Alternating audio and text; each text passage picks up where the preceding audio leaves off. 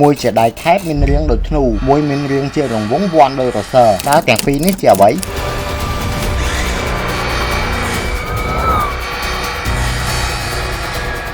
បូមនិងរសើរមានតួនាទីជួយទប់ឡានរបស់យើងកុំឲ្យមានភាពឃ្លីងឃ្លោងមិនមែនឲ្យតែមានរាងដោយរសើរទៅគេហៅថាបូមនោះទេជន្ទះដែលជាដែកថែបដែលមានរាងវែងដូចធ្នូក៏ចាត់ទុកជាប្រភេទបូមដែរជន្ទះដែលផលិតពីដែកថែបជាសញ្ញលឹកសំប៉ែតច្រើនសញ្ញលឹកដាក់ត្រួតគ្នាជាសំណុំសញ្ញលឹកជន្ទះនីមួយៗមានប្រវែងមិនស្មើគ្នាទេសញ្ញលឹកលើគេហៅថាសញ្ញលឹកមេជន្ទះមានចោះរន្ធនៅចំកណ្ដាលគ្រប់សញ្ញលឹកទាំងអស់ហើយមានបឡុងរឹតភ្ជាប់គ្នាជាសំណុំជាប់នឹងប៉ុងរថយន្តនៅតាមបណ្ដោយជន្ទះមានក្រចាប់គៀបជន្ទះជាប់ជាចន្លោះដើម្បីរក្សាសញ្ញលឹកជន្ទះឲ្យត្រួតស៊ីគ្នាបានល្អហើយនៅចុងសងខាងជន្ទះត្រូវបានចាប់ភ្ជាប់ទៅនឹងសាក់ស៊ីរថយន្តជន្ទះធានានូវភាពរឹងមាំដូច្នេះជន្ទះត្រូវបានគេប្រើប្រាស់ច្រើនសម្រាប់រថយន្តដឹកទំនិញនិងរថយន្ត pick-up ជាដើមប៉ុន្តែវាធន់នឹងទម្ងន់ផ្ទុកហើយមានអាយុកាលយូរអង្វែងបូមមានចលនារលាស់ច្រើនជាងជន្ទះហើយត្រូវបានគេកែសម្រួលឬដាក់សមាសធាតុបន្ថែមទៀតបូមក៏ត្រូវបានគេប្រើប្រាស់នៅលើរថយន្តដែលមានល្បឿនលឿនផងដែរសម្រាប់រក្សាលំនឹងឲ្យរថយន្តនៅស្មើល្អព្រោះគេកែបូមដែលធ្វើឲ្យតួរបស់រថយន្តមានកម្ពស់ទាបសមល្មម